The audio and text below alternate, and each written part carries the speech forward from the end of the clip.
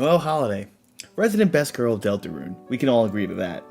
But is she also Deltarune's most powerful character? So as I was replaying the game and I went through the weird route again, or the genocide route, Snowgrave route, whatever you want to call it, I've come to the conclusion that Noelle Holiday is the current most strongest character in all of Deltarune. Yes, I have theorized that Gaster has an influence in Deltarune in addition to us knowing about Sans. However, none of these characters have any concrete or confirmed fighting abilities yet, so we cannot base them off their Undertale counterparts. However, with Noelle Holiday, I have 4 different points to show you how and why Noelle Holiday is the strongest character in Deltarune. Okay, so going into the base game here, or non-weird route, first thing that really stood out is when you have the conversation with Noelle in disguise, Queen, and Chris while you're in the limo. So if we check it out right now, why do you need to find Noelle so badly? What are you saying? This city is dangerous. Imagine poor Noelle clipping into a wall somewhere. We don't need her speedrunning. Wasting away from potassium deficiency. You're actually worried about her? I would be if I wasn't going to find her. But why her? Wait, let me guess. Is it because she's weak enough to make into your peon? Somebody to be controlled, you know, like a lesser, like a minion, etc. Haha, no. Just the opposite. It's because she's strong. So, Queen, who is a supercomputer, while they don't know common sense and decency, they do have information. That's what computers have. That's what robots, you know, they display. They display information and an understanding of that information. And not in a human, obviously, emotional level. This could be correlated back to another line where right before, while you're driving, she goes, "Oh, Noelle would love this." And she goes, "Why?" Because they're always looking up traffic. So I assume Lighteners like traffic. Okay, it's a knock on, you know, GPS and humans in our society. Obviously, we always go, you know, how's the traffic going there? Or what's the traffic like? We're looking up traffic so we can avoid or not drive. However, a computer sees hits on traffic and a lot of search on it, so they assume that we like traffic. All right, now, going to this. The computer knows Noelle's strong. Without her even displaying any abilities, it's able to read and has the information this character is strong and they need to be on their side. Why? We don't know that yet. And we won't find out. Okay, that's why she's confused. Huh? What do you? And she gets cut off. Okay? What do you mean? How can Noelle, me, weak, unconfident, not sure of herself, Noelle, you know, be of use to the Queen.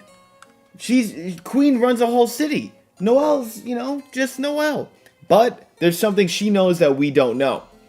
So now we go further in. Now this requires knowledge of the weird route / genocide / you know, whatever you want to call it, Snowgrave route. The important thing here is right before you fight Queen, okay? So right before you fight the first fight of Queen, so when she has the controlled Birdly, this line comes here.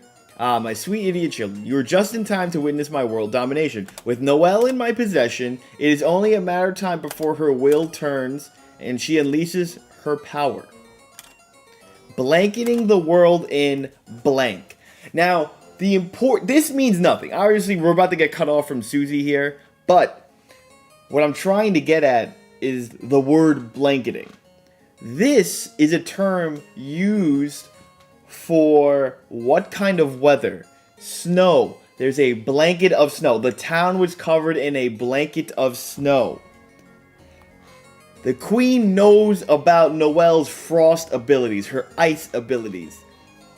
Once she's able to control her will, because obviously she has her weak restitution, she is super powerful, but she has no confidence. She's weak mentally. They will form a unstoppable and very obviously powerful duo. The Queen knows about Noelle's abilities and potential. This just reiterates the point. Now, in order to fully confirm, now these are just terms. I'm just talking about potential. Okay? Because remember, so after this fight, Queen says one last thing that's pretty important, okay? So Queen runs away and you're fixing up Birdly. She goes, the Roaring Night. Today it was created to create this world. She talks about creating the night here, okay? And how fountains are made, etc. So this is the power of will, the power of determination. The only way to have will and determination, this power, is to have a soul. And she goes, is this not something that all Lightners possess? As she could tell that Susie doesn't have these abilities. And Noelle doesn't really have them. If one was simply determined enough, could not anyone make a dark fountain? So if the night has taken its leave, then I will simply make a new one. She's going to use Noelle to become the new knight. The only way to become a knight is if you're powerful enough to have determination and a soul, which is exactly Noelle's purpose here. Not only is she ridiculously strong, she is so strong without a soul, without determination. That's the point. That's what Queen knows. So, yes, Noelle is the most powerful character confirmed by a computer. Now, for the actual evidence. Now, this is where the weird route comes in. All we have to do is just get to the Spamton fight. Neo Spamton fight, excuse me. Neo Spamton, remember, one of the most powerful characters in the game. Spamton himself, pretty powerful, but Neo Spamton uses the power from the mysterious Mike and Gaster to become probably the most powerful character, more powerful than Jevil. Now, think about this. Chris can do 90% of damage to Spamton. And Spamton knows about your heart-shaped item, but what's really interesting here is when, after you get him to about 10% of HP left, he says he never loses in 1v1s, okay? And this is when he ups his attack and defense to absorbent amount, to an abundant, ridiculous amount that where you are powerless. And think about it, Chris, with your soul, is pretty powerful, okay? You defeated Jevil, you defeated King, you defeated Queen, okay? So, now is the point where you have to call, for help, okay? So, let's get here.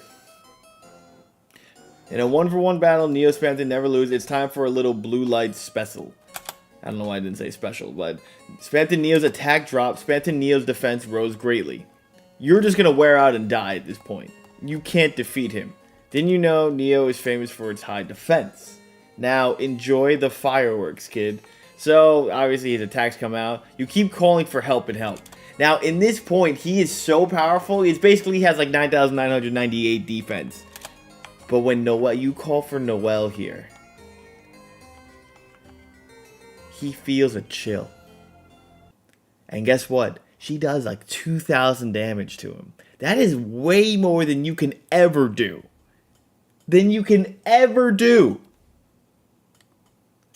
And this right here shows why Noelle is the strongest character. To take out a demigod, an actual demigod of a character, in not only just one hit. She walked into the battle. She didn't have to charge the spell, but to do about 2,000 HP of damage to him, one-shot him. And not only that, if we go back to Snowgrave, you know how powerful an attack? This is essentially like when Gohan would like lose consciousness because he was so powerful, like when he defeated Raditz as a kid because of his potential. When she casts Snowgrave, she loses consciousness, but her body is so powerful, she's able to cast this spell. And she not only kills Birdly, she effectively kills him in 2 different planes. Think about that. Now, one thing I did want to mention that has nothing to do with Noelle's power and all that. That just happened. This just happens. This is crazy. Noelle is going to get more and more powerful that she can cast Snowgrave like it's nothing. Noelle could be the main bad guy at the end. In fact, she could be taking over or used. These are all theories that we're not going to get into right now. However, one thing that's really important too is that as she became more and more powerful, you have this last conversation with her, and she understands that there's a voice unlike Chris being, being heard from her. She's like, what is this voice? And it's very terrifying now because obviously you're in a genocide route and you're becoming more and more twisted and corrupted because you killed everything. However, Noelle, as she's getting more powerful, she can now hear you. She understands Chris is being controlled by what? She's like, oh, I have to find out what this is. And now it becomes a weird concept of being an evil good. Okay? She goes, I need to figure out what this is. Now, she may have killed Birdley, and she killed Neo Spampton and a lot of other people. However, it was more of she was trying to put it under the guise of like, oh, I'm weak, this is a dream, or she would misremember things on purpose because of how evil they were and how much torture she put people through. However, she is not the one to be blamed, though she is being used like a weapon here. She makes it her purpose to figure out what is controlling Chris, what is going on, and why can she do these things, which I think is a whole nother video in itself. However, that is it for this video. Guys, I hope you enjoyed it all. I love talking about Deltarune all the time. Let me know what you think about Noelle, why she's best girl, any potential things. She could be final boss, she could be the next hero. Who knows what's going on? But I'll tell you one thing. You can definitely comment, like, share, subscribe, and send me more, theory videos, put me more stuff. I want to talk more. So please, guys, hit subscribe, hit that bell, and, of course, follow any of the socials, and I will see y'all in the next one. Peace, homies.